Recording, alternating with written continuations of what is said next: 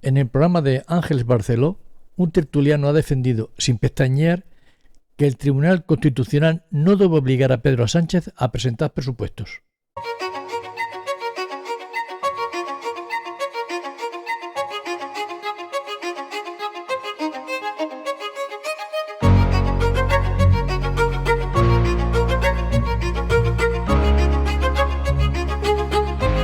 El argumento, que hacerlo podría provocar una crisis política y abrir la puerta a que la derecha y la extrema derecha llegaran al poder, y que por tanto es constitucional dejar que el gobierno no cumpla con el calendario presupuestario para proteger los valores democráticos.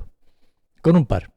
Estamos en una situación en la cual la posibilidad de que haya un gobierno de derechas y de extrema derecha radicalmente distinto, digamos, de los valores para mucha gente, menos para mí, radicalmente distinto de los valores que la propia Constitución, y antes he mencionado el artículo 9.2, defiende, hace que la voluntad, digamos, de mantenerse el mayor tiempo posible en el poder tenga una lógica de defensa de valores. Y eso realmente lo tenemos que discutir. Estamos hablando de política, no estamos hablando de cumplimiento estricto. Evidentemente, cumplimiento de las normas democráticas, pero dentro de los límites que eso permite. Yo creo que no es posible que el Constitucional obligue al gobierno a presentar presupuestos. En cambio, políticamente, la posibilidad de defensa de una situación como la actual y de la voluntad de defender los valores que el gobierno de coalición defiende, yo creo que es...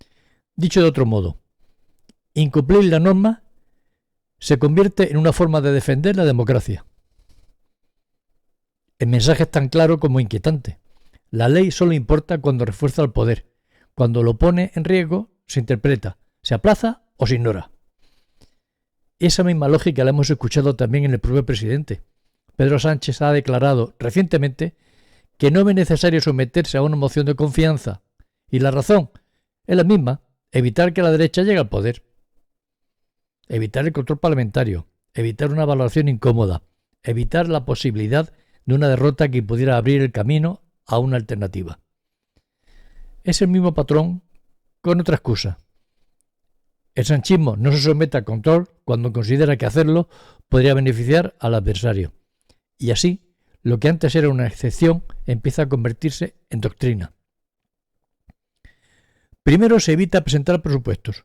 Luego se evita una cuestión de confianza. Y mañana, si nadie lo frena, se podrá justificar no convocar elecciones argumentando que el país correría peligro si gobernara la derecha. Y el relato ya está construido. El sanchismo se arroga en defensa del bien común y todo lo que lo amenace se tacha de antidemocrático, aunque sea precisamente la propia democracia la que se está desmontando pieza a pieza. Y lo grave no es lo que se dice, sino lo que se normaliza, porque cuando un tertuliano en una radio nacional defiende abiertamente que la legalidad debe adaptarse a la conveniencia del gobierno para defender valores y nadie en la mesa se escandaliza, el problema ya no es el discurso, es la aceptación. Estamos entrando en un terreno donde el sanchismo no solo gobierna, sino que interpreta las reglas, las suspende, las reescribe en nombre de la democracia. Hoy se justifica no presentar unos presupuestos para evitar un riesgo electoral. Mañana se justificará no presentarse a las urnas para evitar una involución. Y cuando eso ocurra, la frontera entre democracia y poder absoluto ya habrá desaparecido.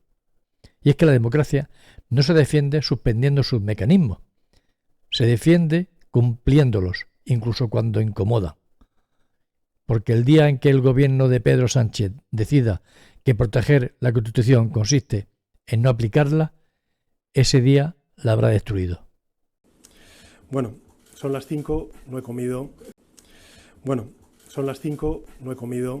Si necesita más recursos, que los pida. Partido Mopongo. Yo estoy bien.